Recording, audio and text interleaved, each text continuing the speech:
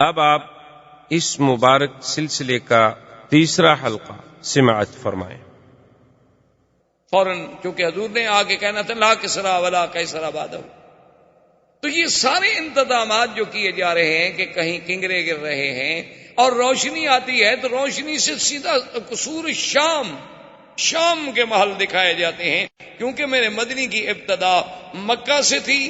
مہجر مدینہ تھا اور انتہا شام تھی، کیونکہ حضور صلی اللہ علیہ وسلم کو معراج کہاں سے ہوا،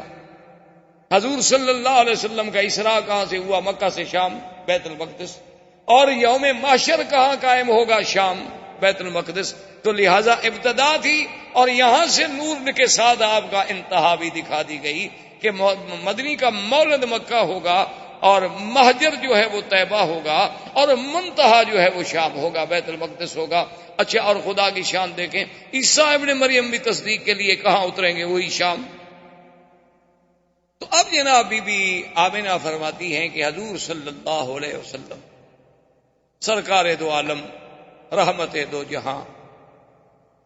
سرکار مدینہ صلی اللہ علیہ وسلم جب پیدا ہوئے تو فرماتی ہیں یہ تمام دنیا کے بچوں سے ایک علیحدی وضع پہ پیدا ہوئے کہ باقاعدہ مورخین نے لکھا ہے کہ آپ جب پیدا ہوئے تو آپ کے دونوں ہاتھ زمین پہ تھے اور ایسے محسوس ہوتا تھا کہ سجدہ کر رہے ہیں اپنے اللہ کو، اور اس کے بعد ایسے انگلی اٹھائی اور آسمانوں کی طرف دیکھا۔ یہ کوئی تصور بھی نہیں کر سکتا تھا کہ ایک پیدا ہونے والا بچہ یوں کرے۔ بعض علماء نے تو حضور کا کلام بھی نقل کیا ہے کہ جیسے مہد میں عیسیٰ علیہ السلام نے کلام کیا، اسی طریقے سے یعنی گود میں اس ماشتہ کے بیٹے نے کلام کیا، اصحاب اخدود کے واقعے میں باقاعدہ ایک بچے نے کلام کیا، موسیٰ علیہ السلام پہ جب تہمت لگی تو بچے نے کلام کیا، یوسف علیہ السلام پہ جب تہمت لگی تو بچے نے کلام کیا۔ تو بعض علماء نے نقل کیا ہے کہ حضور نے بھی کلام کیا، اور بعض نے تو اتنا لکھا ہے کہ پہلا کلام ہی یہ تھا اللہ اکبر کبیرہ والحمد للہ کثیرہ وسبحان اللہ بکرۃ واصیلا۔ اور سیرت پاک کے اس پہلو پہ دیکھیں کہ حضور صلی اللہ علیہ وسلم بی بی فرماتی ہیں کہ ولد مختونا ومسرورا، کہ حضور جب پیدا ہوئے تو ختنہ ہو چکا تھا، اور حضور جب پیدا ہوئے تو چہرے پہ مسکراہٹ ہے، مسرور ہیں، خوشی ہے۔ عبد المطلب کو خبر دی گئی، کیونکہ حضور کی پیدائش سے 6 مہینے پہلے ہی آپ کے والد عبداللہ تو فوت ہو گئے۔ آپ خدا کی شان دیکھیں کہ والد یوں فوت ہو گئے، پھر بعد میں والدہ فوت ہو گئی، دادا فوت ہو گئے، چاچا فوت ہو گئے، اور حضور صلی اللہ علیہ وسلم کی وہ شان یتیمی جس کو قرآن نے خود ذکر کیا کہ الم یجدک یتیما، لیکن آگے بھی کہہ دیا فآوا، کہ میرا مدنی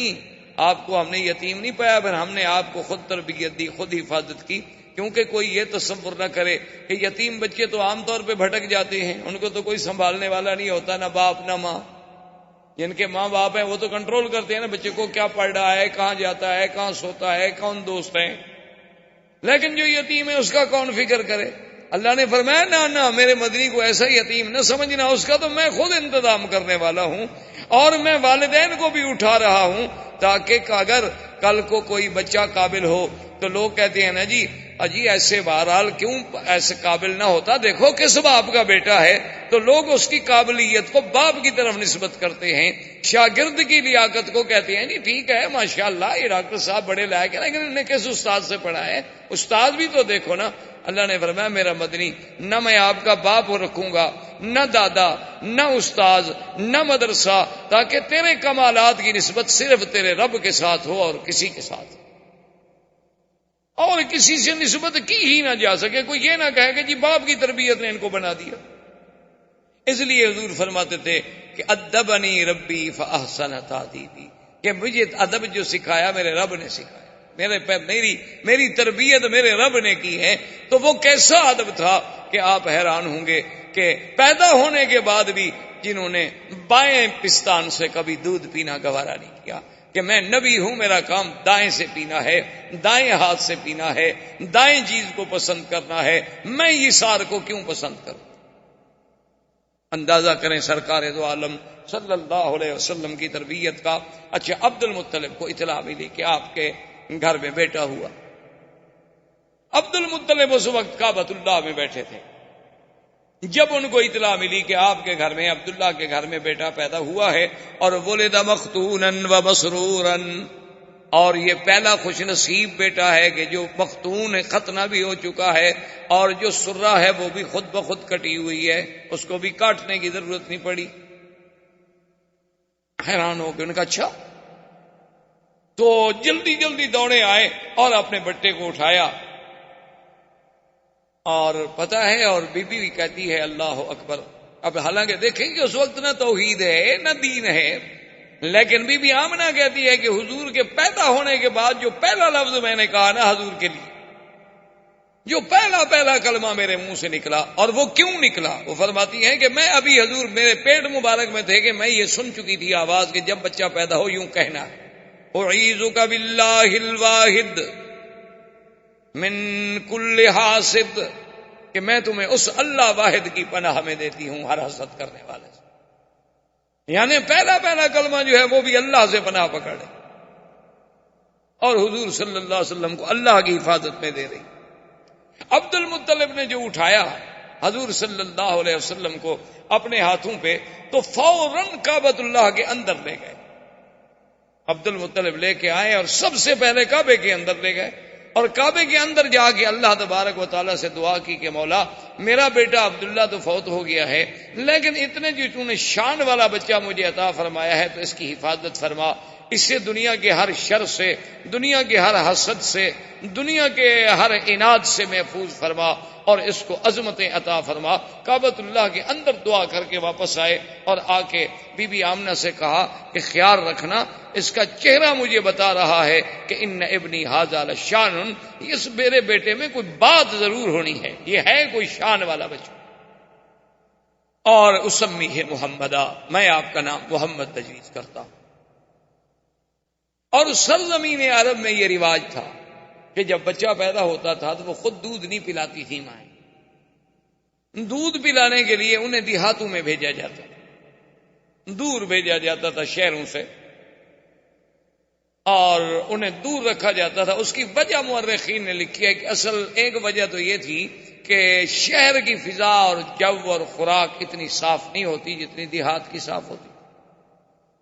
دیہات کی فضا بھی قدرتی بات ہے صاف ہوتی ہے، اور ہوا بھی اور غذا بھی. اب بھی دیکھ لیں آپ، شہر میں آپ کو وہ نعمت میسر نہیں آ سکتی. جب آپ اپنے علاقوں میں، اپنے وطن میں، دیہات میں جاتے ہوں گے تو عجیب سی بات ہوتی. یعنی آپ، مجھے ایک دفعہ میں سفر کر رہا تھا تو ہمارا علاقے کے ساتھ ہی، جسے آپ کہتے ہیں نا سہارا، یا آپ کے ہندوستان میں بھی راجستھان کا جیسے علاقہ ہے، وہ بھی اسی طرح ہمارے ساتھ بھی پاکستان میں راجستھان کے سہارا کا علاقہ ہے، اور وہ ہمارے ڈسٹرکٹ سے قریب ہے. تو وہاں کچھ دوستوں نے، انہوں نے کہا کہ حضرت آپ آتے ہیں اور جلسہ، سفر، تقریر، درس، صبح درس، مغرب کو درس، عشاء کو درس، رات کو جلسہ، پھر سفر، تو کم از کم آپ ایک دن 2 دن دیں تاکہ ہم آپ کو یہاں کو ہرن ورن کا شکار کھلائیں، یہ کریں وہ. خیر میں نے کہا اب 2 دن والی بات تو ہو نہیں سکتی، ایسا کریں گے چلو کبھی آپ کے ساتھ شکار کیا ہم نے کھیلنے ہیں، تو رات کو آ جائیں گے. تو وہاں جب میں گیا تو میں کہنے کا مقصد یہ تھا کہ مجھے اتنی جناب گلے میں تکلیف، نزلہ، زکام، تھکان، اتنی بدن ٹوٹ رہا ہے. اب وہاں جا کے یاد آیا کہ بھئی وہ اتفاق سے وہ دوائیوں کا بیگ بھی میں نے ساتھ نہیں رکھا، کیا کھاؤں کیا نہ کروں. اب صحرا ہے، روئی کا علاقہ ہے، ٹیلوں پہ بیٹھے ہوئے، نہ گھر ہے نہ کچھ ہے. تو ان سے میں نے کہا کہ بھئی کیا؟ انہوں نے کہا جی ابھی آپ کا علاج کرتے ہیں. وہ جناب گھی لے آئے خالص، اور اس کے انہوں نے کہا کہ جی یہ 2-3 فنجان بھر کے پی جائے. میں نے کہا میں نے زندگی میں 1 تولہ گھی نہیں پیا. پیدا ہونے کے بعد پتہ نہیں ماں شاہ نے کھلا دیا ہو مکھن وکھن، تو وہ تو یاد نہیں، اس کے بعد تو مجھے یاد نہیں آتا. انہوں نے کہا حضرت آپ پیے. میں نے کہا اللہ کے بندے گھی پینے سے میرا نظرہ ٹھیک ہو جائے، میں تو اور مر جاؤں گا. انہوں نے کہا جی آپ پیے تو صحیح. خیر بہرحال زبردستی مجھے انہوں نے پلا دیا. آپ یقین فرمائیں کہ میں نے زندگی میں اتنا اچھا گھی اور اتنا اچھا اس کا ذائقہ، خوشبو، اور جناب انہوں نے کہا جی اب آپ تو جائیں. کہاں تھکان گئی، کہاں ہمارا نزلہ گیا، کہاں گلے کی خشکی، کہاں وہ خراش، وہ ٹھیک ٹھاک. انہوں نے کہا جی ہمارے ہاں تو یہی علاج ہوتا ہے. میں کہا یار یہ عجیب علاج ہے یار.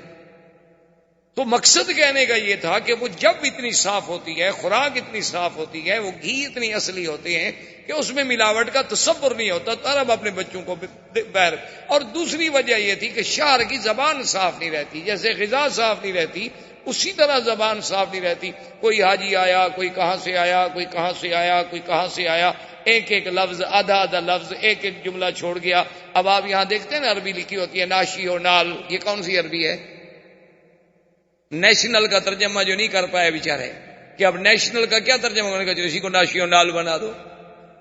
تویوتا، بوتو، جو مرضی ہے اپنا بنا لے، کہاں سے؟ اچھا اب جناب وہ جو بناتے ہیں نا جی، وہ صبح انڈے کو ایسے مار مار کے چھوٹے، اس کا نام ہے شکشوکا۔ کہاں سے آ گیا جی شکشوکا؟ کو عربی کا لفظ ہے دنیا میں شکشوکا۔ پیزا کون سی عربی ہے جی؟ پیزا یہ تو اٹالین پراٹھے کا نام ہے پیزا، یہاں کون سی عربی میں آ گیا پیزا؟ یہ اس لیے کہ زبان بگڑتی ہے، جب باہر کو لوگ آتے ہیں تو اپنی کچھ برائیاں تو ہمیں دے جاتے ہیں، اچھائیاں مکے والوں کی لے جاتے ہیں اور برائیاں وہ یہاں چھوڑ جاتے ہیں۔ تو اس لیے بھی لوگ جو تھے وہ شہروں سے اپنا گھبراتے تھے کہ بھئی بچے کی تربیت باہر کرو کہ اس کی زبان بڑی فصیح۔ تو اس لیے اب جناب بی بی صاحبہ بھی اسی تمنا میں تھی، بنو سعد کے قبیلے کی مرضعات آئیں، مکے میں آ کے بچوں کو تلاش کیا، سب اپنا اپنا بچہ لیتی گئیں، اور جب سنے کہ محمد عربی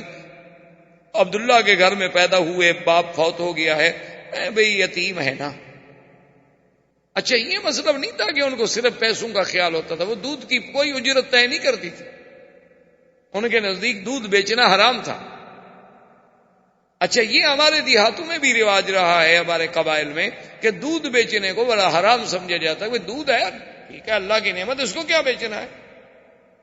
اب تو خیر لوگ دودھ والی بیچ دیتے ہیں، دودھ کیا ہوا، اب تو قومیں اتنی ترقی کر گئی۔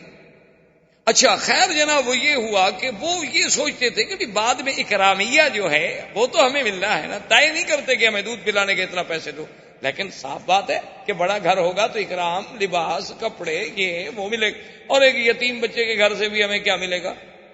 ماں غریب ہے، باپ مر گیا ہے، دادے کی کفالت میں ہے، اور اس زمانے میں عبد المطلب کا گھرانہ سب سے زیادہ غریب تھا۔ غربت کی وجہ کیا تھی کہ جو کچھ ہوتا تھا وہ تو حاجیوں پہ لٹا دیتے تھے، جو کچھ ہوتا تھا وہ حاجیوں پہ لٹایا جاتا تھا کہ ان کو پانی پلاؤ، شربت پلاؤ، ان کو جناب کھانا کھلاؤ، ان کے رہنے کا انتظام کرو۔ اب اتنے حاجیوں کا انتظام کرنا ہے ایک سردار کو، تو اس کے گھر میں بچ کیا جاتا ہے؟ تو بہرحال جب وہ مایوس ہو گئیں تو بیٹھے بیٹھے حلیمہ نے، جو حضور صلی اللہ علیہ وسلم کی مرضعہ ہیں، دایا ہیں، اپنے شوہر سے کہا، ان کے شوہر کا نام حارث تھا، اپنے شوہر سے کہا کہ مجھے کوئی بچہ نہیں ملا، اور میں یہ بھی نہیں چاہتی کہ سب لوگ تو بچے لے جائیں اور میں بغیر بچے کے جاؤں، تو اب ایسا کیوں نہ کریں کہ ہم اس یتیم بچے کو لے لیں۔ اس نے کہا کہ ٹھیک اچھی بات ہے، جب اور کوئی نہیں ملا تو چلو خالی رہنے سے تو بہتر ہے کہ کوئی بچہ تو ہم لے جائیں۔ بی بی حلیمہ آئی، آگے دیکھا تو عبد المطلب بیٹھے ہیں، انہوں نے پوچھا کون ہو؟ نے کہا میں مرضعہ ہوں، میں سنا ہے کہ بچہ ہے، یتیم ہے، اور وہ میں لینا چاہتی ہوں۔ انہوں نے کہا دیکھ لو کہ وہ یتیم ہے، ان کے والد فوت ہو گئے، اور تمہیں پتا ہے کہ ہم سرداری کی وجہ سے اور خدمت حجاج کی وجہ سے اتنے تنگ دست ہیں، شاید تمہاری خدمت نہ کر سکیں، لیکن ایک بات میں تمہیں بتاؤں، ایسا بچہ تمہیں کبھی نہیں ملے گا۔ اور اس کے بعد انہوں نے پوچھا ما اسمک، تیرا نام کیا ہے؟ تو بی بی کہتی ہے میں نے کہا حلیمہ۔ نے کہا قبیلتک، تمہارا قبیلہ کون سا ہے؟ نے کہا بنو سعد۔ تو فرحن شدیدہ، حضرت عبد المطلب بڑے خوش ہو گئے، کہنے لگے اسمک حلیمتی حلیمہ و قبیلتک سعد و ابنی محمدہ، تمہارا نام حلیمہ حلم سے ہے اور قبیلہ سعد سعادت سے ہے، لیکن میرا بیٹا بھی تو پھر محمد ہے صلی اللہ علیہ وسلم۔ اور بی بی حلیمہ کہتی ہیں کہ میں اندر گئی تو حضور صلی اللہ علیہ وسلم ایک سبز ریشمی کپڑا تھا جو اماں نے نیچے بچھایا ہوا تھا، اور اس پہ حضور ایسے سیدھے لیٹے ہوئے تھے، اور فرماتی ہے کہ اتنا جمال تھا، اتنا حسن تھا، اور اتنی چہرے پہ تبسم تھا کہ میں تو ڈر گئی کہ میں ان کو اٹھا کے نیند سے بیدار کر کے ایسے اس منظر کو کہیں ضائع نہ کر بیٹھوں۔ میں اب ڈر کے مارے ہاتھ نہ لگاؤں کہ چلو سونے دو میرے پاک نبی صلی اللہ علیہ وسلم، کہ اتنی پیار سے لیٹے ہوئے ہیں کہ نظریں آسماں کی طرف ہیں، چہرے پہ تبسم ہے، اور رنگ ایسا میں نے نہیں دیکھا، جمال ایسا میں نے نہیں دیکھا۔ تو میں نے بی بی آمنہ سے پوچھا کہ آپ کا یہ بیٹا، اس نے کہا تمہیں پتا ہے کہ ولد مختونن، یہ تو پیدا ہی مختون ہوا ہے، یہ تو پیدا ہی مسرور ہوا ہے۔ ان ابنی ھذا لشان، میرے اس بیٹے کو اللہ نے کوئی مقام دینا ہے، حلیمہ اگر بچہ لینا ہے تو ذرا خیال سے لے جانا۔ اور حلیمہ بی بی کی سواری کیا تھی؟ یہ گدھا۔ بعض روایات میں اونٹنی کا ذکر ہے، لیکن بعض روایات میں گدھا کا ذکر۔ اچھا، اب جناب عجیب شان دیکھیں کہ جب وہ آئے، سواری چونکہ ایک تھی، آگے اس کا شوہر بیٹھا، اصولی سی بات تھی کہ خامن جو ہیں وہ آگے بیٹھتے ہیں اور عورتیں پیچھے بیٹھتی ہیں، آج کل تو نہیں، یعنی اس زمانے کی میں بات کر رہا ہوں، یہ حضور صلی اللہ علیہ وسلم کے اس دور ولادت کی بات ہے۔ تو بہرحال وہ حارث جو تھا وہ سواری پہ آگے بیٹھا، اور اس کے بعد ان کی بیوی پیچھے۔ اب بیوی پیچھے بیٹھے گی تو حضور کو تو آخر وہ گود میں لے گی نا۔ اچھا، جب گود میں لے کے بیٹھی، سواری نہیں چلتی، وہ سواری کھڑی نہ ہو۔ اب بیوی کہتی ہے میں حیران ہو گئی، پہلے ہماری سواری کمزور تھی، اب اور یہ ہو گیا کہ بھئی اتنا بچے کا بوجھ تو نہیں ہو سکتا کہ اس کی وجہ سے یہ نہ چلے۔ تو کہتی ہیں کہ میں نے کہا اپنے شوہر سے کہ ایسا کرو کہ سواری ایک تو کمزور ہے، دوسرا شہر میں آنے کے بعد بھی سواری جو ہے جانور پر اثرات ہوتے ہیں، ابھی تم اس کو آگے پکڑ کے چلاؤ، جب باہر نکل جائیں گے پھر تم بیٹھ جانا۔ تو جب میرا خاوند اترا، اس نے آگے پکڑا تو چل پڑی، اور جب ہم شہر سے نکل گئے ہم نے پھر سواری کو بٹھا دیا، پھر اسی طرح بیٹھے، پھر وہ رک گئی۔ میں نے کہا کیا بات ہے؟ تو حارث کہنے لگا کہ آمنہ معلوم ہوتا ہے کہ یہ بچہ کوئی ایسے شان والا ہے کہ اس کو اس کا مالک پیچھے نہیں بیٹھنے دیتا، اس کو آگے ہی بٹھانا ہوگا، تو لہذا اس کو میں آگے لے لیتا ہوں، تم پیچھے بیٹھی رہو۔ تو میں نے اپنی گود میں لے لیا۔ تو کہتے ہیں میری سواری جو چلی نا تو ساری بنو سعد کی سواریاں پیچھے رہ گئیں، اور وہ ہمیں پکار رہی ہیں کہ حلیمہ تمہاری سواری کو کیا ہوا؟ میں نے کہا سواری تو وہی ہے، پر سوار بدل گیا۔ سواری تو میری وہی ہے جو آتے ہوئے چل نہیں سکتی تھی، آتے ہوئے کھڑی نہیں ہو سکتی تھی۔ اور پھر بی بی حلیمہ کہتی ہے کہ ہمارے علاقے میں غربت کا یہ عالم تھا، پورا علاقہ برباد تھا، اور میری کہتی ہے کمزوری کا یہ عالم تھا کہ میرا ایک بیٹا تھا، اس کو میں دودھ نہیں پلا سکتی تھی، دودھ والا بیٹا تھا، یعنی رضاعت کے دور میں تھا، لیکن اتنا میرا کم دودھ ہوتا تھا کہ سارا دن میرا بیٹا روتا رہتا تھا۔ بی بی حلیمہ کے بیٹے کا نام عبداللہ تھا، جو حضور کا رضائی بھائی تھا۔ اب دیکھیں، باپ کا نام بھی عبداللہ اور رضائی بھائی کا نام بھی عبداللہ، ماں کا نام آمنہ اور مرضیہ کا نام حلیمہ، یعنی آمنہ امن سے، حلیمہ حلم سے، قبیلہ سعد سے، اور رضاعت والا بھائی بھی عبداللہ۔ یہ سارے اتفاق ہے۔ یہ تو معلوم ہوتا ہے کہ اس خالق کائنات نے نظام بنایا کہ جس جس چیز پہ آپ نظر ڈالیں، یعنی عجیب حیرت ہوگی۔ اچھا دیکھیں نا، اگر آپ لفظ دیکھیں اللہ تو کس دوسرے لفظ پہ شد ہے، پہلے لفظ پہ تو شد نہیں ہے۔ اور حضور کے نام پہ بھی دیکھیں محمد، وہاں بھی شد دوسرے نام پہ آتی ہے، پہلے نام پہ نہیں آئی، آخر پہ بھی نہیں آئی۔ یعنی یہ سارے اتفاقات ہیں۔ یہ بخت و اتفاق ہے کہ ہاں جی اتفاق ہے، ایسا ہو گیا ہوگا، یہ کیا بات ہے؟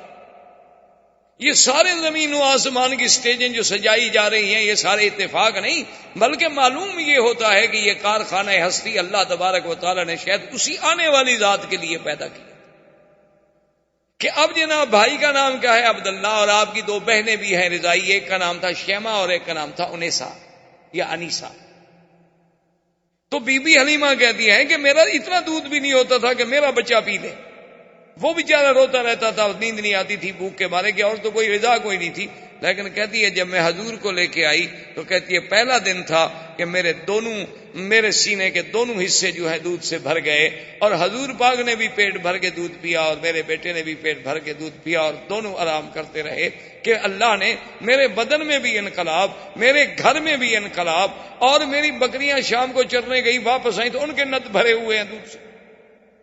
ایک ہماری بالکل مریل قسم کی اونٹنی تھی جو اٹھ کے نہیں کھڑی ہو سکتی تھی، تو میرا شوہر دوڑا ہوا آیا، اس نے کہا حلیمہ دیکھا وہ اونٹنی کھڑی ہے اور دودھ اترا ہوا ہے، برتن لاؤ میں دودھ لے کے آؤں، چونکہ اونٹنی کا دودھ عرب کو بڑا محبوب تھا۔ تو اللہ تبارک و تعالیٰ نے حضور پاک صلی اللہ علیہ وسلم کی بی بی حلیمہ کے گھر جانے سے وہ ظاہری برکتیں، وہ باطنی برکتیں، وہ معنوی برکتیں، وہ حصی برکتیں، وہ وجودی برکتیں ایسے اظہار ہوئے کہ دنیا دنگ رہ گئی. اور پھر بی بی کہتی ہے کہ حضور کے اپنے بدن میں جو بڑھنے کا انداز تھا، یعنی عجیب حیرت کی بات تھی کہ جو بچہ 1 مہینے میں بڑھتا ہے اتنا حضور 1 دن میں بڑھ جاتے تھے. یعنی بی بی صاحبہ فرماتی ہیں جب حضور کی عمر 2 سال کی ہوئی ہے تو آپ 6 سال کے نظر آتے تھے، اور حضور صلی اللہ علیہ وسلم نے 4 مہینے کی عمر میں بولنا شروع فرما دیا. اور اتنے فصیح لفظ کہ اب دیکھیں نا، حضرت ابو بکر صدیق خود قریشی ہے، خود اہل مکہ ہیں. کبھی کبھی انہوں نے ایک دفعہ حضور صلی اللہ علیہ وسلم سے کہا کہ یا رسول اللہ صلی اللہ علیہ وسلم، مجھے بڑی حیرت ہوتی ہے کہ کبھی آپ ایسا لفظ بولتے ہیں کہ ہم عرب ہیں، کرشی ہیں، لیکن ہمیں بھی سمجھ نہیں آتا اس کا ترجمہ. تو حضور نے فرمایا کہ ابو بکر ایسا کیوں نہ ہو، ایسا کیوں نہ ہو. ولدت فی قریش وربیت فی بنو سعد، اللہ نے مجھے قریش میں پیدا کیا اور بنو سعد جیسے قبیلے میں نے وہاں تربیت پائی، میں نے وہاں دودھ کا زمانہ گزارا. اگر میری زبان فصیح نہیں ہوگی تو پھر کس کی زبان فصیح؟ تو اللہ تبارک و تعالی آپ کو بھی اور مجھے بھی حضور کی سیرت پر عمل کرنے کی توفیق عطا فرمائے. زندگی باقی تو بات باقی. اللہم صلی علی سیدنا محمد وعلی آل سیدنا محمد کما صلیت علی ابراہیم وعلی آل ابراہیم فی العالمین انک حمید مجید. برادران اسلام، جیسا کہ الحمدللہ آپ کو علم ہے کہ چند دنوں سے ہم سیرت رسول پاک صلی اللہ علیہ وسلم کے ضمن میں کچھ باتیں کہہ رہے ہیں اور سن رہے ہیں. سب سے پہلے درس اول میں جزیرہ عرب کے حالات پہ بحث کی گئی کہ حضور صلی اللہ علیہ وسلم سے قبل جزیرہ عرب کا کیا حال ہے. اس کے بعد حضور صلی اللہ علیہ وسلم کی بعثت کے مطابق جو مبشرات تھے، جو اشارات تھے، جو ارہاسات تھے، جو کنایات تھے، جو مؤشرات تھے، ان پر بحث کی گئی اور اس کو ذکر کیا گیا درس میں. اور پھر تیسرے درس میں حضور صلی اللہ علیہ وسلم کی ولادت باسعادت، حضور صلی اللہ علیہ وسلم کا ولادت کے وقت کے حالات،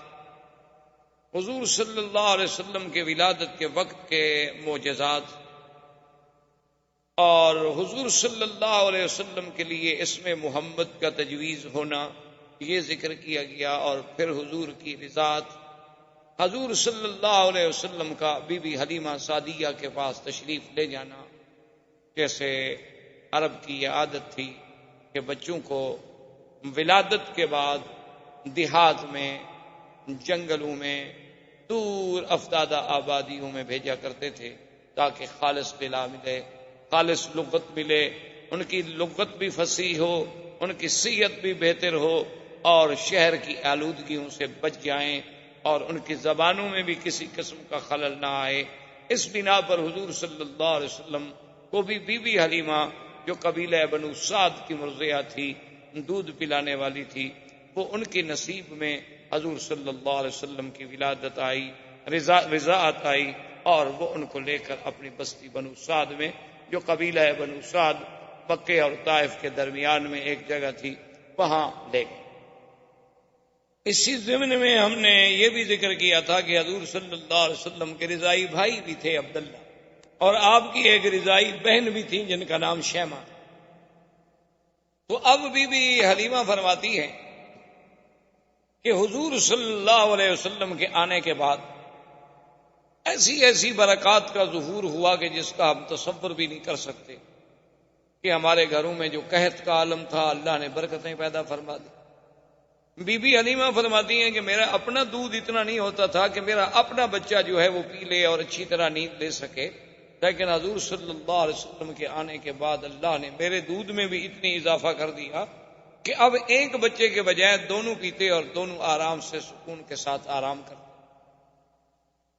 اور اسی طرح بی بی حلیمہ سعدیہ یہ فرماتی ہیں کہ حضور صلی اللہ علیہ وسلم کی جو اٹھان تھی، وہ عام بچوں سے علیحدہ تھا، کہ یعنی جو بچہ 1 مہینے میں بڑھتا ہے حضور 1 ہفتے میں بڑھ جاتے، اور حضور صلی اللہ علیہ وسلم کا لیٹنا، حضور صلی اللہ علیہ وسلم کا باتیں کرنے کا انداز چھوٹی سی عمر میں، حضور صلی اللہ علیہ وسلم کا کسی بات میں جھگڑا نہ کرنا، کسی بات میں تعارض نہ کرنا،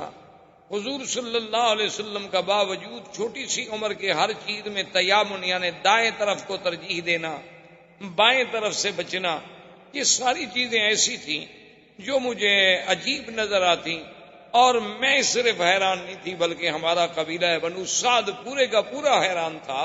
کہ یہ کون سا ایسا بچہ آ گیا ہے شان والا کہ جس کی وجہ سے اس علاقے کی کایا اللہ نے پلٹ دی ہے کہ تم نے کانٹوں کو چھوا اور گلستان کر دیا،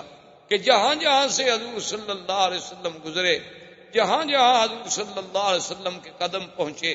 وہ جگہ جو تھی جنت سما ہوتی گئی۔ جہاں تیرا نقش قدم دیکھتے ہیں، خرامہ خرامہ ارم دیکھتے ہیں۔ تو اسی اسنا میں کہتی ہیں جب حضور تھوڑے کچھ چلنے پھرنے کے قابل ہو گئے تو حضور پاک صلی اللہ علیہ وسلم نے مجھ سے پوچھا کہ اماں حلیمہ میرے بھائی جو ہیں یہ کہاں چلے جاتے ہیں؟ سارا دن غائب ہوتے ہیں، شام کو آتے ہیں، میرا بھائی بھی غائب ہو جاتا ہے، میری بہن شیمہ بھی غائب ہو جاتی ہیں، تو یہ کہاں چلی جاتی ہیں؟ تو بی بی حلیمہ سعدیہ نے کہا کہ بیٹا کیونکہ ہم غریب لوگ ہیں، کچھ دمبیاں ہیں، کچھ بکریاں ہیں، کچھ مویشی ہیں، تو ان کو وہ چرانے کے لیے دور جاتے ہیں اور چرا کے شام کو واپس آ جاتے ہیں۔ تو فرماتی ہیں کہ محمد مصطفیٰ صلی اللہ علیہ وسلم نے فرمایا کہ اماں میں بھی ان کے ساتھ بکریاں چرانے کے لیے جاؤں۔ تو میں نے کہا بیٹا آپ کو تکلیف کرنے کی کیا ضرورت ہے، آپ کو تو ہم اپنے پاس لائے ہیں خدمت کے لیے۔ انہوں نے کہا نہیں، میں یہ نہیں سوچ سکتا کہ میرے بھائی اور بہن ایک عمل کریں، ایک محنت کریں اور میں اس میں شرکت نہ کروں۔ تو حضور صلی اللہ علیہ وسلم بھی تشریف لے گئے۔ اسی اسنا میں وہ واقعہ پیش آیا کہ ایک دن آپ کے بھائی عبداللہ اور آپ کی بہن شیمہ جو تھی وہ بھاگتی ہوئی آئیں اپنی اماں کے پاس، اور انہوں نے کہا کہ اماں ہمارا وہ جو قرشی بھائی ہے نا، قد جاء رجلان فقتلہما، 2 آدمی آئے انہوں نے ہمارے بھائی کو قتل کر دیا۔ تو بی بی حلیمہ سعدیہ کہتی ہیں کہ میرے تو پاؤں کے نیچے سے زمین نکل کہ بھئی ہمارے پاس تو وہ قریش کی امانت ہے، اور خدا نہ خواستہ ایسا واقعہ ہو جائے تو پھر ہمیں کہاں قریش معاف کریں۔ تو کہتی ہیں کہ میں نے شور مچایا اور میں بھاگی، میرا خامن دوڑے، اس کے بعد ہمارے قریب کے جو رشتہ دار تھے وہ دوڑے، اور ہم جب دوڑے پہنچے تو ہم نے دیکھا کہ ایک درخت کے نیچے ایک ٹہنی پکڑ کر سرکار دو عالم سرکار مدینہ صلی اللہ علیہ وسلم کھڑے ہیں۔ آپ کے چہرے مبارک کا رنگ البتہ تو متغیر، رنگ جو ہے محسوس ایسے ہوتا ہے کہ جیسے رنگ اڑا ہوا۔ تو ہم نے جلدی سے جا کے بی بی حلیمہ نے سینے سے لپٹایا کہ یا حبیبی و یا ولدی، اے میرے بیٹے خدا تجھے ہر دشمن سے محفوظ رکھے، کیا ہو گیا؟ اس نے کہا اماں کوئی ایسی بات نہیں ہے، بات اتنا ہے کہ میں ایسے کھڑا تھا، وقت نزل رجلان، ایسے اوپر سے معلوم ہوا کہ 2 بندے آئے اور بڑا سفید لباس انہوں نے پہنا ہوا تھا، اور انہوں نے آ کر مجھے پکڑا، پکڑنے کے بعد مجھے سلا دیا، اور میں سب کچھ دیکھ رہا تھا، اور ایک بڑی تست تھی سونے کی، اور اس تست میں کیا کیا تھا اللہ عالم۔ پھر انہوں نے مجھے لٹانے کے بعد میرے سینے مبارک کو یہاں سے لے کر کھولا بالکل عین ناف تک،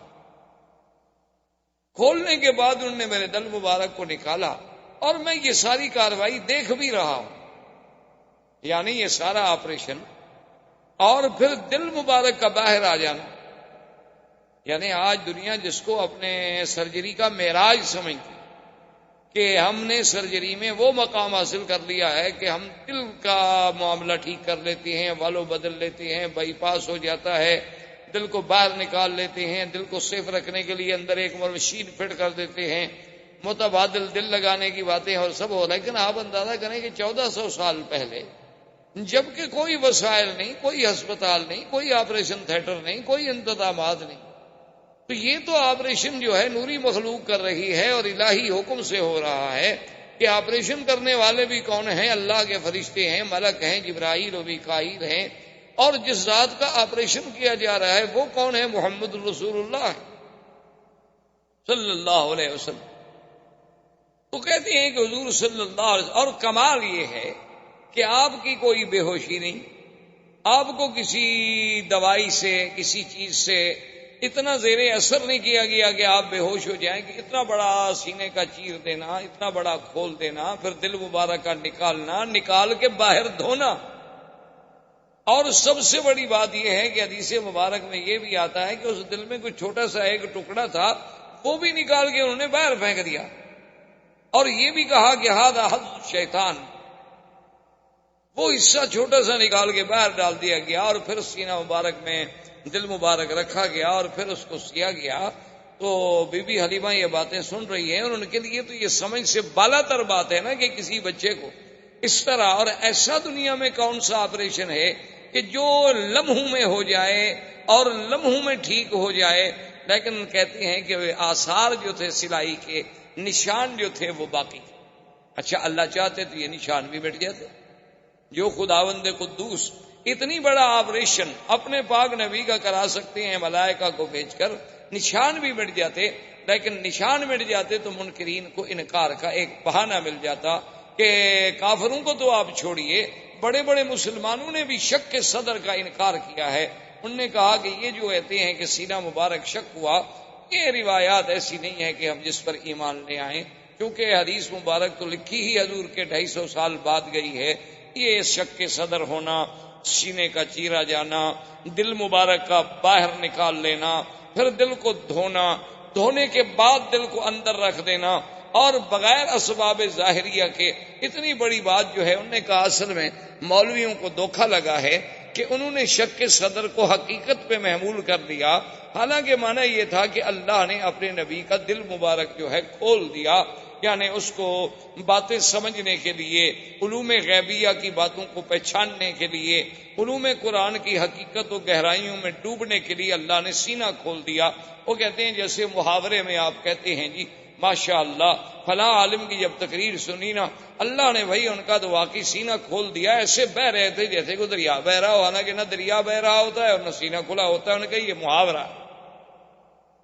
تو بعض مسلمان اپنے آپ کو مسلمان کہلانے والوں نے بھی شک کے صدر کا انکار کر دیا، انہوں نے کہا کوئی شک کے صدر نہیں، بلکہ یہ شرح صدر ہے، شک کے صدر نہیں۔ لیکن بات یاد رکھیں کہ شک کے صدر کی روایات بخاری و مسلم کی روایات ہیں، سیاہ کی روایات ہیں، اور وہ اتنی تواتر کو پہنچی ہوئی روایات ہیں کہ جن کا ہم انکار نہیں کر سکتے۔ اور پھر صحابہ کا صرف یہ نہیں ہے کہ بھی روایات کا ذکر ہو، بلکہ صحابہ کا حضور کے آثار نشانات کو بھی دیکھ کے گواہی دینا کہ ٹانکے کے نشان ہم نے اپنی آنکھوں سے دیکھے۔ حضور کے خادم جو ہیں حضرت انس بن مالک رضی اللہ تعالیٰ عنہ، وہ فرماتے ہیں کہ حضور صلی اللہ علیہ وسلم کے سینے مبارک پر جو اثرات تھے اس سلائی کے، وہ میں نے دیکھے ہیں اپنی آنکھوں۔ اور پھر جہاں شرح صدر ہے وہاں قرآن نے تو خود کہا ہے شرح صدر، الم نشرح لک صدرک ووضعنا عنك وزرك الذي انقض ظهرك، اور اسی طرح قرآن کہتا ہے فمن يرد الله ان يهديه يشرح صدره للاسلام فهو على نور من ربه، اور اسی طرح قرآن نے موسیٰ علیہ السلام کی دعا نقل کی، رب اشرح لي صدری ويسر لي امری وَاحْلُلْ عُقْدَةً مِّن لِّسَانِي يَفْقَهُوا قَوْلِي، اور حضور کی دعا تھی اللہم متعنا بِأَسْمَائِنَا وَأَبْصَارِنَا وَاشْرَحْ صُدُورَنَا۔ تو شرح صدر تو قرآن نے خود ذکر فرمایا۔ تو اگر شرح صدر سے علماء کو دھوکہ لگتا تو اس شرح صدر والی آیت میں وہ لکھ دیتے کہ یہ شک صدر ہے، یا شک صدر والی آیت کے نیچے اور حدیث کے نیچے لکھ دیتے کہ یہ شرح صدر ہے۔ یہ بات نہیں، حضور کا ایک دفعہ شرح شک صدر نہیں بلکہ 2 دفعہ حضور کا شک صدر ہے۔ ایک بچپن میں جب سرکار دو عالم صلی اللہ علیہ وسلم اپنی مرضعہ بی بی حلیمہ بنو سعد کے قبیلے میں تھے، اس وقت بھی آپ کا سینہ مبارک کھولا گیا، اور ایک جب حضور صلی اللہ علیہ وسلم کو اسراء اور معراج پہ لے جانے کا فیصلہ ہوا تو وہ بھی اللہ کے حرم میں مسجد الحرام میں یہاں آ کر فرشتوں نے پھر آپ کا سینہ مبارک کھولا۔ اور اصل وجہ اور حکمت اللہ کی شان یہ تھی کہ آخر حضور صلی اللہ علیہ وسلم جلالت شان کے ساتھ، اس میں تو کوئی شک نہیں کہ آپ بشر ہیں اور سید البشر ہیں، اس میں تو کوئی شک نہیں کہ آپ ابن عبداللہ ہیں، اس میں تو کوئی شک نہیں کہ آپ ابن آمنہ ہیں، اس میں تو آپ کوئی شک نہیں کہ آپ عبد المطلب کے پوتے ہیں، ابی طالب کے بھتیجے ہیں، عبداللہ کے بیٹے ہیں، آمنہ کے لال ہیں، بی بی حلیمہ سعدیہ سے دودھ پینے والے ہیں۔ تو علماء نے لکھا ہے کہ وہ تقاضائے بشریت کا جو حصہ تھا، اللہ کو یہ بھی گوارا نہیں تھا کہ اس بشریت کی چیز پر کبھی کسی شیطان کے وساوس کا اثر ہو جائے۔ اللہ نے اس حصے کو ہی نکال دیا کہ وہ چیز ہی باقی نہ رہے، اب باقی ہی وہ رہے گا جس کا تعلق صرف اللہ سے ہو سکتا ہے، غیر اللہ کا کوئی تاثر وہاں دخل ہی نہیں دے سکتا، اس لیے کہ اللہ کے بندوں پر جب شیطان کا اثر نہیں ہو سکتا تو اللہ کے نبی تو پاک ہوتے۔ تو اللہ تبارک و تعالی نے ان کا ایک حقیقتاً ہی انتظام فرما دیا کہ اس حصے کو ہی نکال دو، اس جگہ کو ہی نکال دو جہاں شیطان کے وساوس کا حملہ ہو سکتا تھا باعتبار بشریت کے۔ ورنہ اللہ کے رسول صلی اللہ علیہ وسلم تو اتنے معصوم ہیں کہ انسان تو انسان، جن تو جن، بلکہ شیطان۔ ایک صحابی نے پوچھا کہ حضور قرآن پاک میں موجود ہے کہ ہر بندے کے ساتھ ایک ملک ہوتا ہے، ایک فرشتہ ہوتا ہے اور ایک شیطان ہوتا ہے، ایک قرین ہوتا ہے شیطان اور ایک ملک ہوتا ہے ہر بندے کے ساتھ۔ تو کیا یا رسول اللہ صلی اللہ علیہ وسلم آپ کے ساتھ بھی وہ قرین ہے، وہ شیطان ہے؟ آپ نے فرمایا کہ ہے ولکنہ اسلم، ہے تو صحیح لیکن وہ بھی مسلمان ہو گیا، تو لہذا اب وہ بھی میرے خلاف تو کوئی غلط بات تو مجھے نہیں بتا سکتا۔ یعنی حضور صلی اللہ علیہ وسلم کی صحبت کا یہ عالم تھا۔ تو ایک دفعہ تو آپ کو بچپن میں تیار کیا گیا کہ وہ حصہ جو ہے اس کو نکال دیا جائے اور آپ کے دل کو ایمان و حکمت سے بھر دیا جائے کہ انا سنلقی علیک قولا ثقیلا، پھر ہم نے آپ پر ایک بہت بڑا بھاری قول اتارنا ہے، اللہ نے قرآن اتارنا ہے، اللہ نے قرآن کے اعلان کے لیے اپنے پاک پیغمبر کو تیار کرنا ہے۔ تو یہ باطنی تیاری بھی ہو رہی تھی، ظاہری تیاری بھی ہو رہی تھی۔ تو اب بی بی حلیمہ کہتی ہیں کہ میں حیران ہو گئی، میں نے کہا اب اس کا حل کیا ہے، کیا ہو سکتا ہے؟ تو میں نے بڑی سوچ و بچار کے بعد، ایک ہمارے علاقے میں بہت بڑا کاہن تھا، بہت بڑا ماہر تھا، راہب تھا ان باتوں کا، تو میں اس کے پاس ان کو لے گئی اور میں اپنے خاوند کو بھی لے گئی۔ تو اس نے جب دیکھا تو اس نے کہا کہ نام کیا ہے؟ میں نے بتلایا کہ نام یہ ہے محمد صلی اللہ علیہ وسلم۔ کب پیدا ہوئے؟ 12 ربیع الاول کی رات میں۔ کہاں پیدا ہوئے؟ مکہ میں۔ کیا دیکھا؟ یہ دیکھا۔ کیا کیا آثار نظر؟ اس کے بعد اس نے کہا کہ حلیمہ بات یہ ہے کہ اس بچہ جو ہے یہ کوئی شان والا بچہ ہے، معلوم ہوتا ہے کہ شاید یہ سنت کا نبی ہو، لہذا اس کو تم بڑی حفاظت سے رکھو، اس کے تو بڑے دشمن ہو۔ تو اب بھی حلیمہ کہتی ہیں کہ میں گھبرا گئی، حالانکہ میں 2 سال کی عمر میں ایک دفعہ والدہ کے پاس لے گئی تو پھر منتیں کر کے میں لے آئی تھی حضرت کو، کیونکہ والدہ کہتی تھی اب 2 سال کی عمر ہوگی تو آپ چھوڑ دیں۔ میں نے کہا کہ نہیں، مکے میں بیماری پھیلی ہوئی ہے، کہیں حضور کو تکلیف نہ ہو جائے، کیونکہ میں چاہتی تھی کہ یہ برکت میرے گھر سے کہیں دور نہ ہو جائے، یہ رحمت میرے گھر سے کہیں نہ چلی جائے۔ تو اب میں اتنی گھبرا گئی کہ میں حضور صلی اللہ علیہ وسلم کو لے کے سیدھی بی بی آمنہ کے پاس آئی اور میں نے کہا بی بی اب آپ اپنے بچے کو سنبھالیں، میں اب بچے کی حفاظت نہیں کر سکتا۔ تو بی بی آمنہ نے فرمایا کہ حلیمہ کیا بات ہے، تم تو منتیں کر کے لے گئی، تو ابھی تو چند ماہ بھی نہیں گزرے تم پھر خود آ گئی ہو دینے کے لیے، کیا تمہیں خطرہ ہے؟ اس نے کہا کہ اب بی بی میں آپ کو کیا بتاؤں، کچھ حالات ایسے دیکھے گئے ہیں، کچھ باتیں ایسی حضور کے ساتھ ہوئی ہیں، اور آپ کا سونا اٹھنا بیٹھنا، پھر کہنا کہ 2 آدمیوں نے میرا سینہ مبارک کھولا ہے، یہ ایسی باتیں ہیں کہ میں ڈر گئی ہوں کہ کہیں میں اس امانت کو سنبھال نہ سکوں۔ تو بی بی آمنہ نے کہا اچھا تم کہیں اس طرح اس لیے تو نہیں ڈر رہی ہو کہ آپ پر کوئی جن کا اثر ہو گیا؟ تو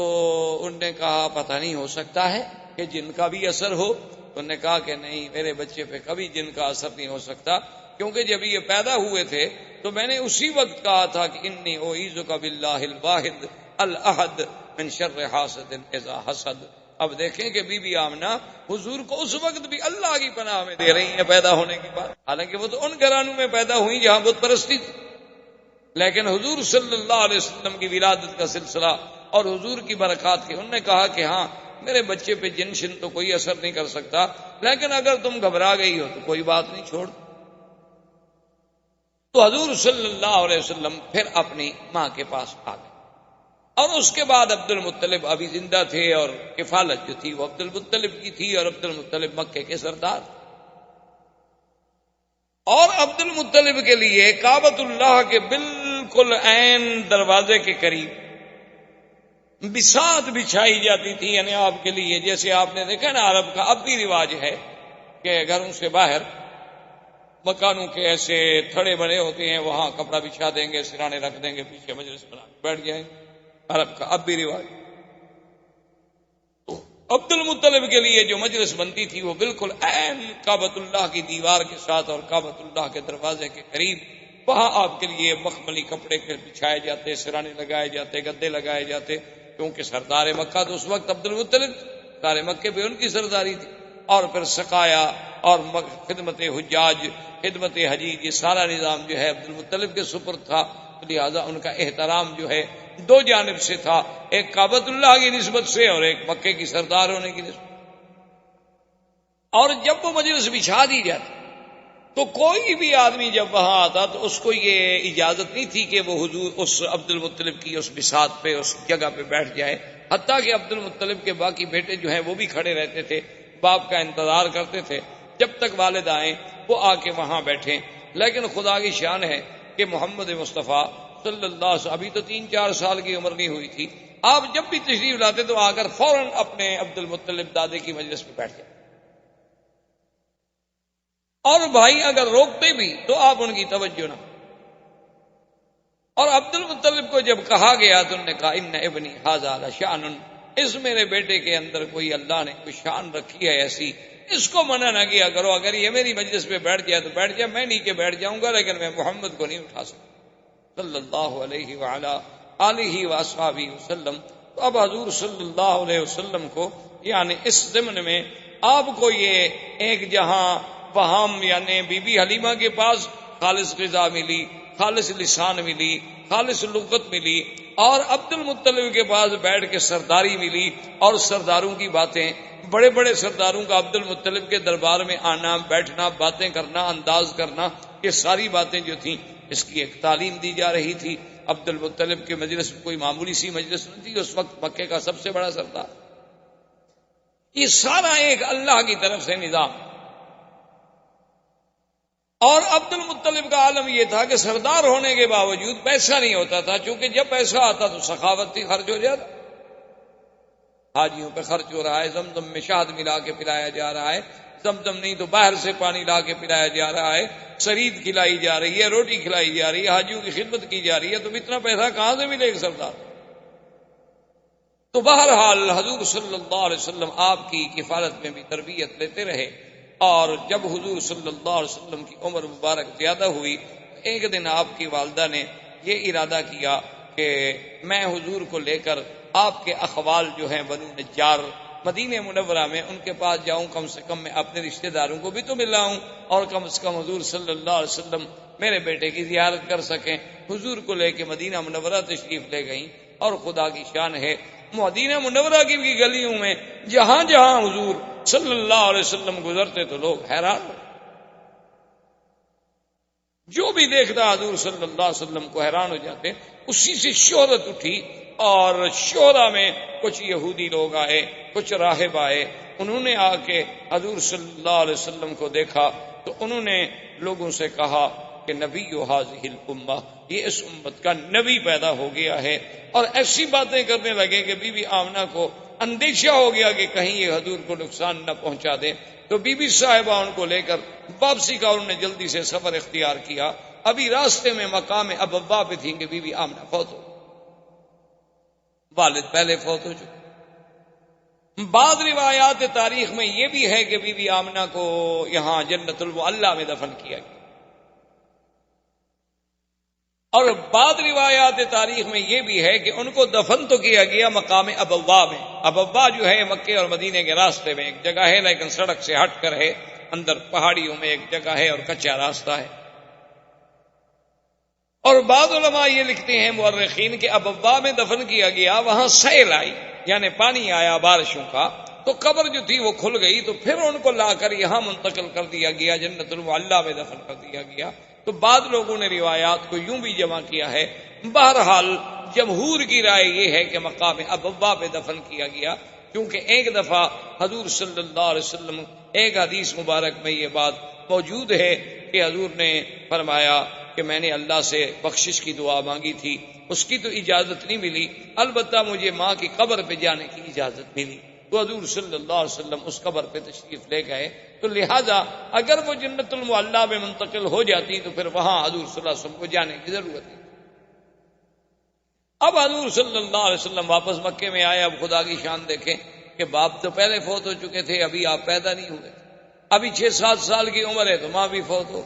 اور کچھ عرصہ گزرا عبد المطلب بھی فوت ہو گئے۔ اب آپ کی کفالت جو ہے وہ ابو طالب کے پاس چلی گئی۔ خدا کا نظام ایسا، اللہ نہیں چاہتے تھے کہ میرے مدنی پہ کسی کا سایہ رہے، اسی لیے بعض علماء لکھتے ہیں نا کہ اللہ نے حضور کو بغیر بے سایہ پیدا کیا، وہ سمجھتے ہیں کہ شاید دوسرا سایہ بھی نہیں تھا۔ یہ معنی نہیں، معنی یہ ہے کہ جیسے باپ کا ایک سایہ ہوتا ہے، ماں کا ایک سایہ ہوتا ہے، دادے کا ایک سایہ ہوتا ہے، کفالت کرنے والوں کا ایک سایہ ہوتا ہے، اللہ نے ان سب چیزوں سے حضور کو مستثنا کر دیا۔ اللہ نے فرما دیا میرا مدنی ہم آپ کی خود حفاظت کریں۔ الم یجدک یتیما فآوی ووجدک ضالا فہدی۔ اللہ نے فرمایا کیا ہم نے آپ کو یتیم نہیں پایا، پھر ہم نے آپ کو خود ٹھکانا۔ تو اس طرح بھی اچھا، اگر فرض محال ایک شاگرد قابل ہو تو لوگ کہتے ہیں جی ان کا استاذ بڑا قابل، تو اس کی لیاقت و صلاحیت استاد کی طرف جاتی ہے، اولاد کی باپ کی طرف جاتی ہے۔ اللہ نے فرمایا ہم اپنے نبی کی تربیت ہی خود کریں گے، جیسے انہوں نے فرمایا ادبنی ربی فاحسن تادیبی، مجھے تو ادب بھی میرے رب نے سکھایا، میرے اللہ نے میرے ادب کا انتظام کیا۔ یعنی آپ حیران ہوں گے کہ مکے میں طواف اریاں کرنا، مکے میں کسی کا اریاں ایک دوسرے کے سامنے غسل کرنا، یہ چیزیں عیب ہی نہیں سمجھی جاتی،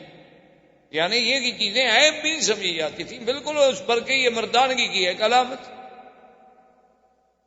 تو ایک دفعہ حضور صلی اللہ علیہ وسلم ایک چاچے کی امداد کے لیے، بعض روایات میں ہے کہ زمزم کی کھدائی میں، اور ایک روایت میں ہے کہ کعبۃ اللہ کی تعمیر جب قریش کر رہے تھے تو حضور پتھر اٹھا رہے تھے، تو آپ کے چچا نے کہا کہ یا محمد صلی اللہ علیہ وسلم آپ کندھوں پہ پتھر رکھتے ہیں، آپ کو تکلیف ہوتی ہوگی، تو آپ چادر مبارک نکال لیں اور کندھے پہ رکھ دیں تاکہ آپ کو پتھر اٹھانے میں تکلیف نہ ہو۔ تو ابھی حضور پاک نے چادر مبارک کھولی، فوراً آپ بے ہوش ہو گئے، حضور صلی اللہ علیہ وسلم پہ بے ہوشی طاری ہو گئی،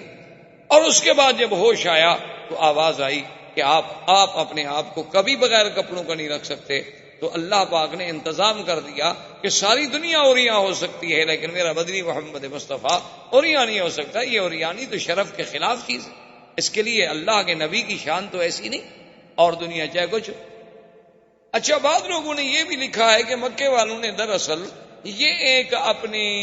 کبائی کے لیے بھی ایک ذریعہ بنایا تھا کہ انہوں نے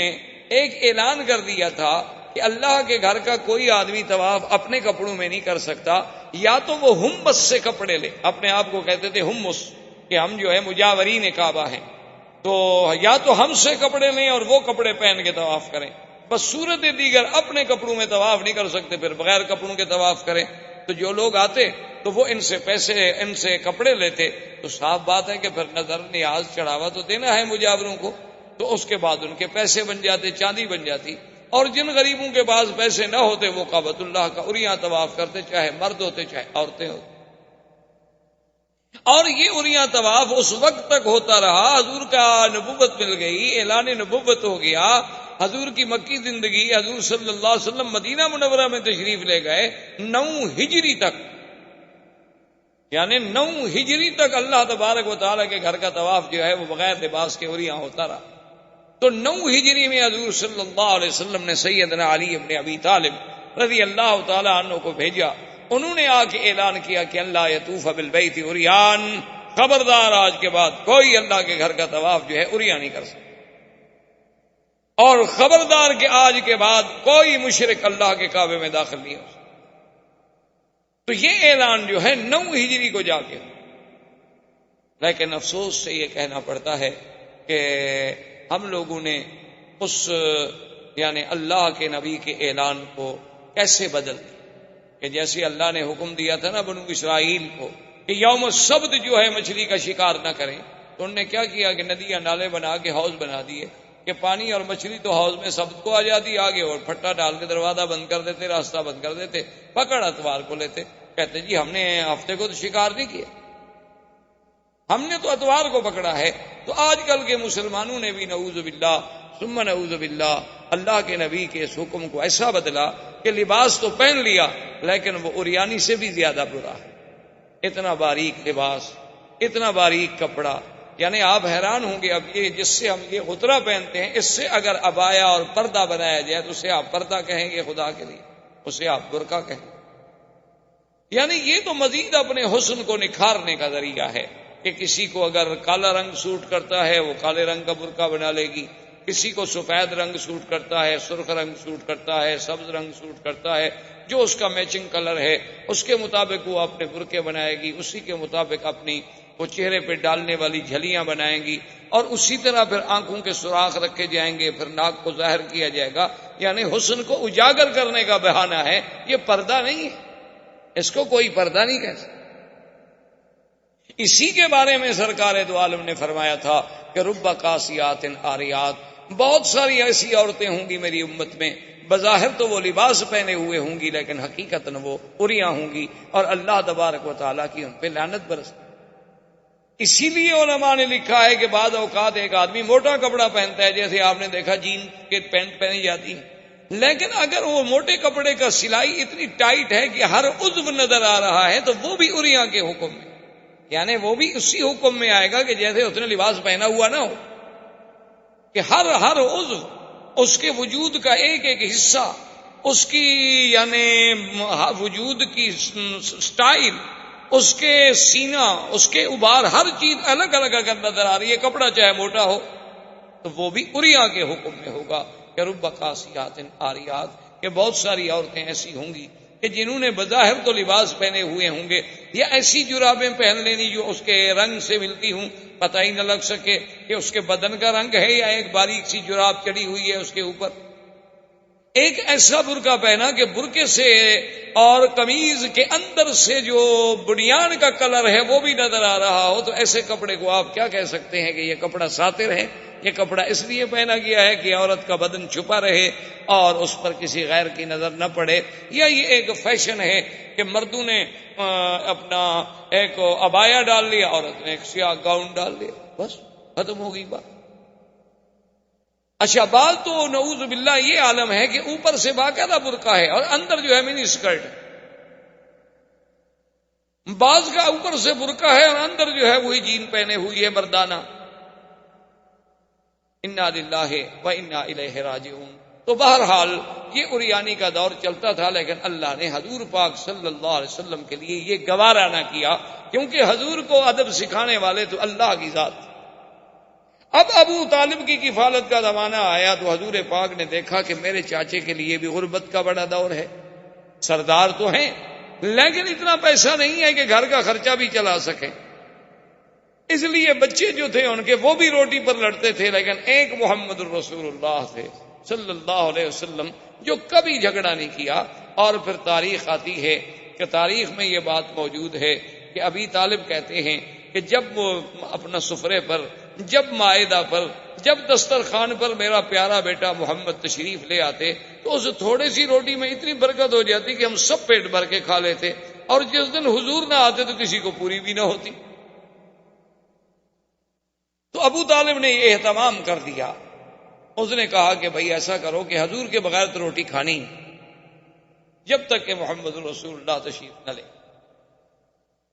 تو اب حضور صلی اللہ علیہ وسلم نے چاچا سے کہا کہ میں آپ کی مدد کرنا چاہتا ہوں اور آپ مجھے اجازت دیں کہ میں بھی کوئی کام کروں۔ تو انہوں نے کہا کہ بیٹا آپ کام نہ کریں۔ حضور نے فرمایا کہ نہیں، میں یہ برداشت نہیں کر سکتا کہ آپ کے بڑھاپے کا زمانہ ہے، اخراجات بہت زیادہ ہیں، اور اللہ نے مجھے الحمدللہ جوان بنایا ہے، تو میں کیوں نہ کام کروں۔ تو حضور نے بکریاں چرانی الا قرارید کچھ پیسے مقرر ہو گئے، حضور بھی بکریاں لے کے تشریف لے جاتے باہر، ان کو چراتے، مزدوری کرتے۔ دراصل یہ بکریاں چرانا جو ہے یہ بھی اللہ کی طرف سے تربیت کا ایک حصہ تھا، اور ہر نبی نے بکریاں چرائی، یعنی یہ صفت صرف ہمارے آقا کی نہیں تھی بلکہ اللہ کے جتنے انبیاء گزرے ہیں سب نے بکریاں چرائی۔ علماء نے لکھا اس میں حکمت تھی کہ تمام جانوروں میں سب سے زیادہ شرارتی جانور جو ہے بکری ہے۔ ایک منٹ میں پہاڑ پہ چڑھ جائے گی، ادھر بھاگ جائے گی، ادھر بھاگ جائے گی، ادھر بھاگ جائے گی، تو چرانے والے کے لیے ایک بہت بڑا امتحان ہوتا ہے۔ وہ لا رہا ہے، اچھا باقی جانور ہیں ایک دفعہ آپ ہانک دیں گے بس چل پڑیں گے، لیکن یہ ادھر بھاگ رہی ہے، ادھر بھاگ رہی ہے۔ اور اس لیے حضرت موسیٰ علیہ السلام کا ایک دفعہ آتا ہے نا کہ ایک بکری کے پیچھے بھاگتے بھاگتے بھاگتے جب غصے میں آئے تو اسے بیت مارا، تو اللہ نے کہا کہ موسیٰ میرے بندے بھی تو میری فرمان سے بھاگتے رہتے ہیں، لیکن میں نے تو ان کو معاف کر دیتا ہوں، تو میں ایک بکری کو بھی معاف نہ کر سکتا؟ دیکھو میرے بندے بھی تو روزانہ میرے حکم سے کہاں بھاگتے ہیں، میں ادھر کہتا ہوں ادھر جاتے ہیں، میں مسجد کا کہتا ہوں ادھر چلے جاتے ہیں، میں قرآن کا کہتا ہوں وہ بائبل کی طرف جاتے ہیں، میں نماز کا کہتا ہوں تو وہ فلم دیکھنے چلے جاتے ہیں، لیکن پھر بھی میں نے ان کو کبھی ایسا تو نہیں مارا، کیونکہ اگر اللہ ہمارے جرم پہ ہمیں مارنے پہ آ جائے تو پھر تو ہم زمین پہ چل ہی نہیں سکتے۔ یہ تو قرآن کا فیصلہ ہے، وَلَوْ يُؤَاخِذُ اللَّهُ النَّاسَ بِمَا كَسَبُوا مَا تَرَكَ عَلَىٰ ظَهْرِهَا مِن دَابَّةٍ۔ اللہ نے فرمایا کہ اگر ہم بندوں کو ان کے گناہوں پہ پکڑ لیں تو پھر اس زمین پہ کوئی چیز آپ کو چلتی ہوئی نظر نہ آئے۔ یہ تو اللہ کا کرم ہے کہ ہمارے لاکھوں گناہ معاف ہوتے ہیں، کسی ایک آدھے پہ تھوڑی بہت تنبیہ ہو جاتی ہے کہ ہماری اصلاح ہو جائے۔ تو اس لیے بکریاں چرانے میں یہ بھی تربیت تھی کہ اچھا پھر بکریوں میں آپ نے دیکھا نا کئی قسمیں ہوتی ہیں، کوئی کالی ہے کوئی پیلی ہے، تو امت میں بھی تو کئی رنگ ہوں گے۔ بکریوں میں آپ نے دیکھا ہے کئی بار آہستہ چلنے والی، کوئی تیز چلنے والی، کوئی دوڑنے والی، کوئی چھوٹے قد والی، کوئی بڑے قد والی، کوئی زیادہ دودھ والی، کوئی کم دودھ والی۔ تو امت میں بھی تو ایسے اختلاف ہوتے ہیں، تو اللہ اپنے نبیوں سے امت کی تربیت کا کام لینا ہوتا ہے تو ان کو پہلے ایسے کام میں ڈالتے ہیں کہ انہیں تربیت کا انداز آ جائے۔ تو ایک دن حضور پاک صلی اللہ علیہ وسلم نے چونکہ کبھی گانا نہیں سنا، حضور صلی اللہ علیہ وسلم نے کبھی موسیقی نہیں سنی، حضور صلی اللہ علیہ وسلم نے کبھی جھوٹے قصے نہیں سنے، تو کبھی شادیوں پہ نہیں گئے۔ ایک دن قریش کی بڑی شادی تھی، تو حضور نے اپنے ساتھی سے جو بکریاں چرانے میں شریک تھا اس سے کہا کہ بھائی اگر تم کل میری بکریاں سنبھال لو تو میں چاہتا ہوں کہ میں کم از کم یہ تو دیکھوں کہ مکے والوں کی شادی کا کیا طریقہ ہے، شادی پہ کیا ہوتا ہے، کیسے خوشیاں منائی جاتی ہیں، کیسے قصاص آتے ہیں، کیسے وہ قصے کرنے والے لوگ آتے ہیں، تو کم سے کم میں بھی کوئی شرکت کر سکوں۔ اس نے کہا ٹھیک ہے کل آپ کی بکریاں میں چرا لوں گا، کیونکہ رات کو تو جاگنا ہوتا ہے نا، رات جاگیں گے تو صبح تو سو جائیں گے، لازمی بات ہے۔ حضور فرماتے ہیں کہ میں آیا تو ابھی مجلس تیار ہو رہی تھی، ابھی کوئی قصہ وصہ کوئی کہانی شروع نہیں ہوئی تھی، فغلبنی النوم، حضور فرماتے ہیں مجھے اتنی نیند نے غلبہ کیا کہ میں سو گیا، فما افقت الا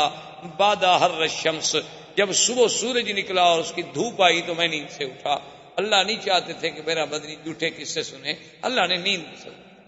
کیونکہ اللہ جب ادب سکھانے والے ہوں، اللہ جب تربیت دینے والے ہوں تو پھر تربیت میں کیسے نقص آ سکتا۔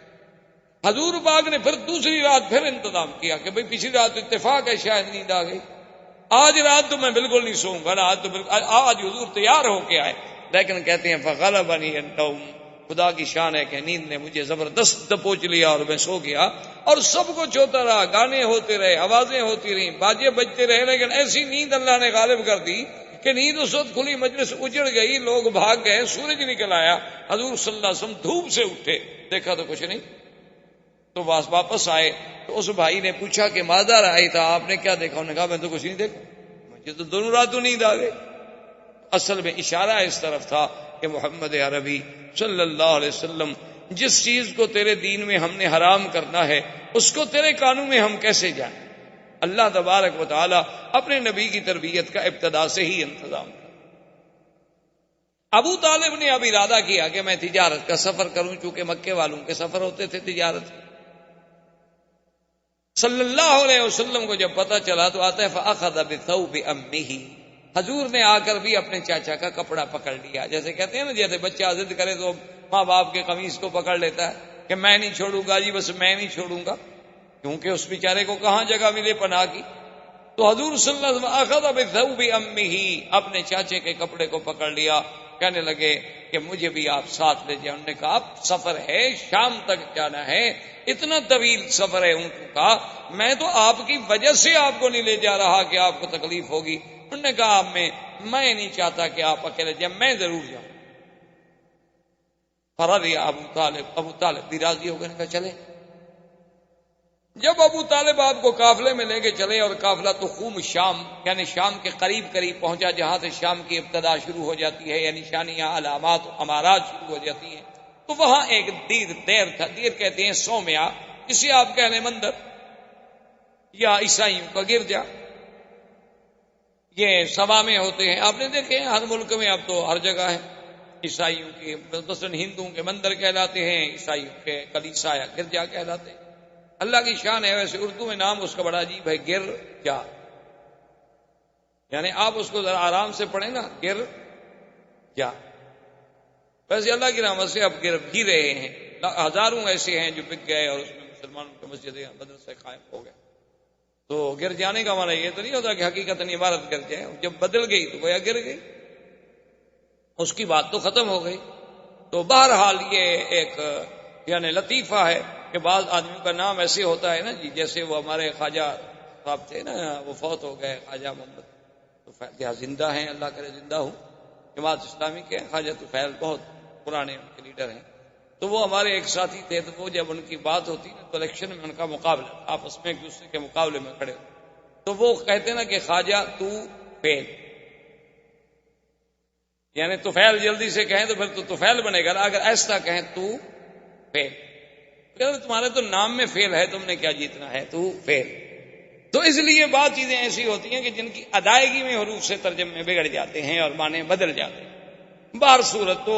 وہ جناب جب دیر میں پہنچے تو وہاں ایک راہب تھا، اور وہ کبھی اس دیر سے، اس سومیا سے، اس کلیسا سے باہر. اب یہ پہلی دفعہ تھی ابو طالب کے دور میں، جب یہ سفر پہ گئے تو ان کی زندگی میں یہ پہلا واقعہ تھا. یعنی اس سے پہلے کبھی ایسا نہیں ہوا کہ وہ راہب جو ہے وہ باہر نکلا ہو، لیکن وہ راہب باہر بھی آیا، اور آنے کے بعد اس نے یہ بھی کیا کہ اعلان کیا کہ بھئی تمام مکے کا جو قافلہ ہے ان سب کو میری طرف سے دعوت. ابو طالب حیران کہ بھی یہ تو راہب کبھی باہر نہیں آیا اور آج ہمیں دعوتیں ہو رہی ہیں، بات کیا ہے؟ اور راہب نے اپنے سب چھوٹے چھوٹے جو اس کے تھے نا نیچے کام کرنے والے چھوٹے راہب، تو ان کو کہا کہ بھئی اعلیٰ سے اعلیٰ کھانے کا انتظام کرو، اور اتنا کھانے کا انتظام کرو کہ پورے قافلے کو کھلاؤ، اور ہر آنے جانے والے کو، گزرنے والے کو، بستی والوں کو، سب کو کھلاؤ، اور کسی چیز کی کمی نہیں ہونی چاہیے، اور خود کھڑے ہو کے نگرانی کرو. کھانے کا انتظام ہو گیا بڑی لمبی تفصیل میں. اب جناب جب کھانے کا وقت آ گیا تو راہب ایک ایک کو غور سے دیکھ رہا ہے، اور اس کے بعد اس نے پوچھا ابو طالب سے کہ حل ترک تم احدن، کسی کو چھوڑ کے آئے ہو، کوئی بندہ رہ تو نہیں گیا؟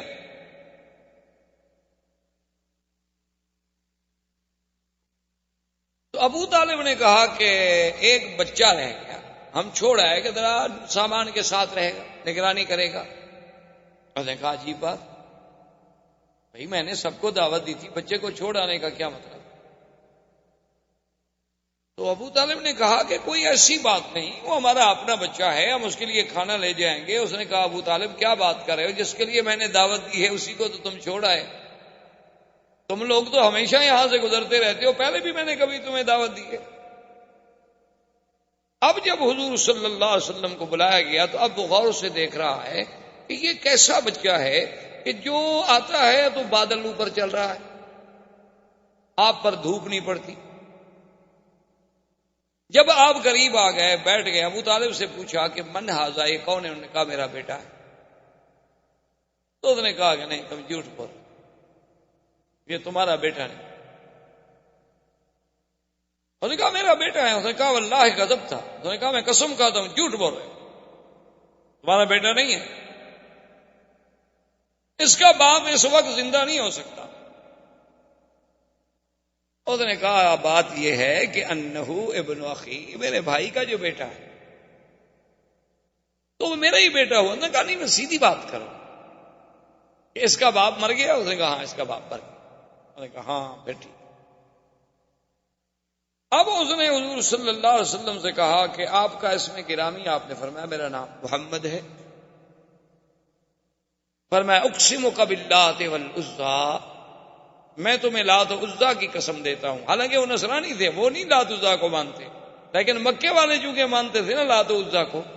اس لیے قاعدہ ہوتا ہے نا کہ جو آدمی جس کو مانتا ہو آدمی کہتا ہے یار چلو تمہیں اس کی قسم.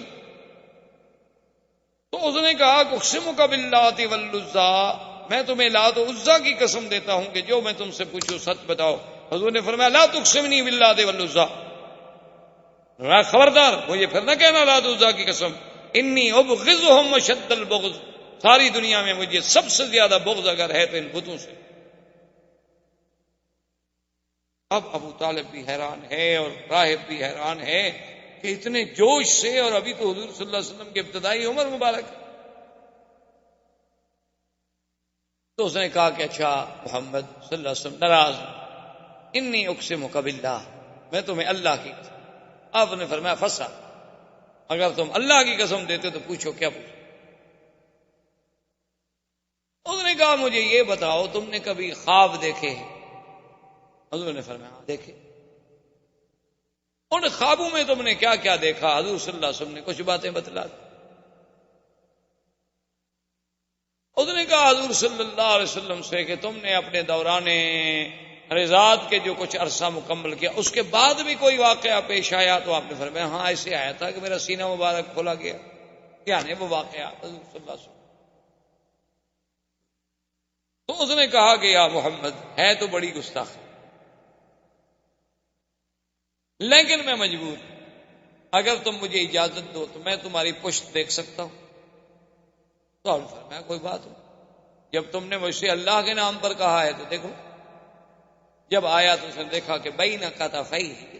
دو کندھوں کے درمیان میں ایک جگہ جو تھا نا جی ایسے یعنی وہ گوشت کا حصہ مبارک تھا جیسے ایک مہر مبارک ہو اس کا، اور اس کے اوپر بھی بال،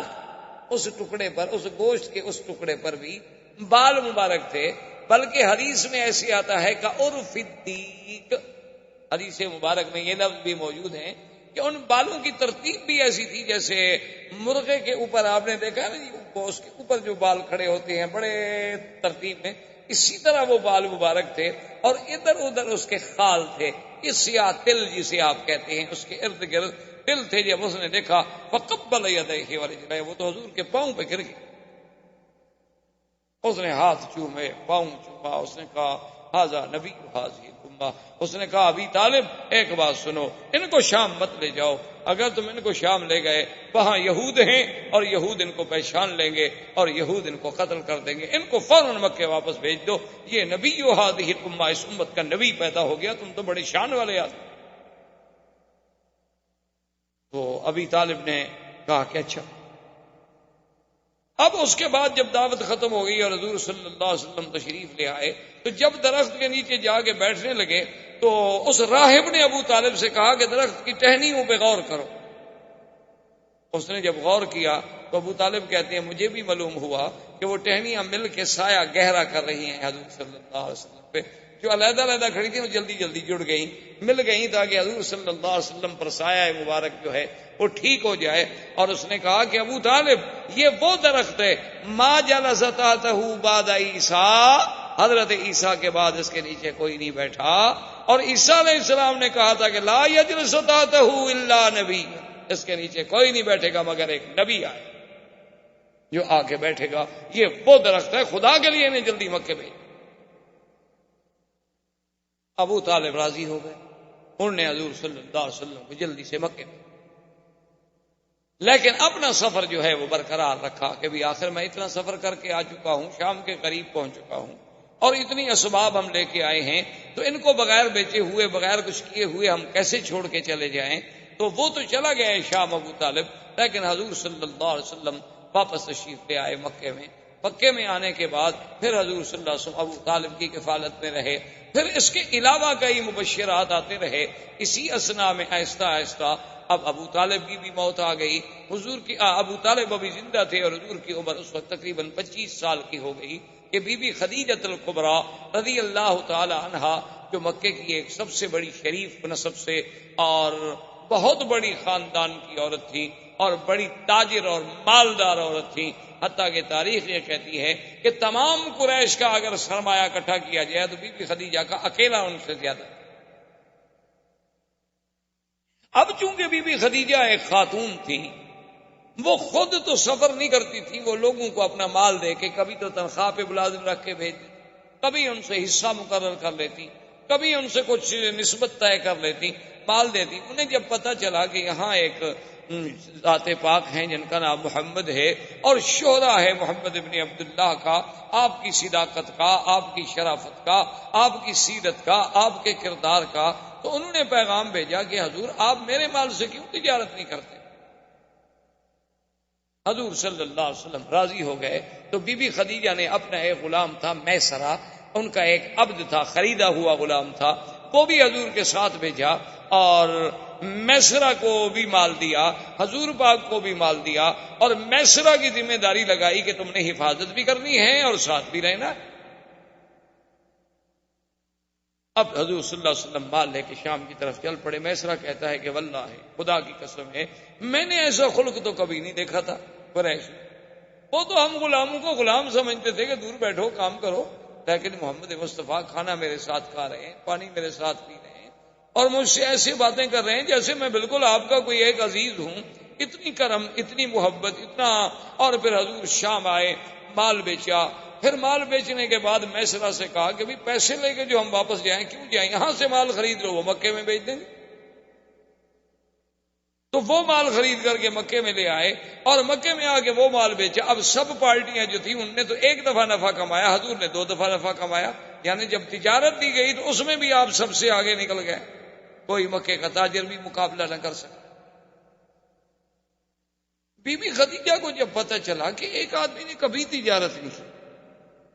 اور وہ اتنی جلدی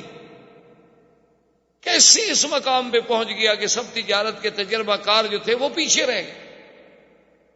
اس نے میسرہ کو بلایا، اس نے کہا میسرہ یہ کیسے؟ اس نے کہا بی بی کیا پوچھتی ہیں، یہ تو کوئی شان والا آدمی ہے، راستے میں ہم گئے تو راہب نے یہ کہا، میں نے تو ان کو کبھی نہیں دیکھا کہ دھوپ میں جائیں اور اوپر بادل سایہ نہ کرے، میں نے تو کبھی نہیں دیکھا کہ اگر 20 آدمی بیٹھے ہیں، حضور ایسی جگہ بیٹھے ہیں جہاں درخت کا سایہ نہیں، سایہ اسی طرف چلا جاتا ہے جس طرف یہ بیٹھے ہوں، میں نے تو یہ دیکھا اور میں نے یہ دیکھا اور میں نے یہ دیکھا۔ بی بی خدیجہ تو حیران ہو۔ اب بی بی خدیجہ کے دل میں ایک تڑپ پیدا ہوئی کہ کہیں ایسا کیوں نہ ہو جائے کہ میں شادی کر لوں۔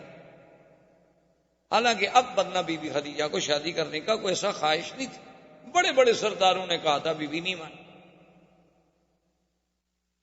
لیکن اب ان کے دل میں ایک تمنا پیدا ہو۔ اسی لیے علماء نے لکھا ہے کہ مرد تو بڑے دانا اللہ پیدا کرتے ہیں، بہت دانا پیدا ہوتے ہیں اور ہوتے رہیں گے انشاءاللہ، لیکن عورتوں میں بہت قلیل دانا پیدا ہوئے۔ انہوں نے کہا ایک ان میں خدیجہ تھی اور جس نے حضور صلی اللہ علیہ وسلم کو پہچان لی، اور ایک ان میں بی بی تھی حضرت شعیب کی بیٹی کہ جس نے موسیٰ علیہ السلام کو دیکھ کے پہچان لی۔ انہوں نے کہا اللہ نے ان لڑکیوں کو ایسی ذکاوت دی تھی، ایسا فہم دیا تھا، ایسا مقام دیا تھا کہ اس نے بھی موسیٰ علیہ السلام کو دیکھا تو وہ تاڑ گئی کہ یہ نبی ہے، یہ کوئی عام بندہ نہیں، اور بی بی خدیجہ بھی پہچان گئی۔ تو ایسے تاریخ میں لوگ جو ہیں بہت کم پیدا ہوئے، جیسے بی بی آسیہ تھی، جیسے بی بی مریم تھی، جیسے اخت موسیٰ علیہ السلام تھی۔ تو یہ اس قسم کی ذہین عورتیں بھی تاریخ میں بہت کم پیدا ہوئی،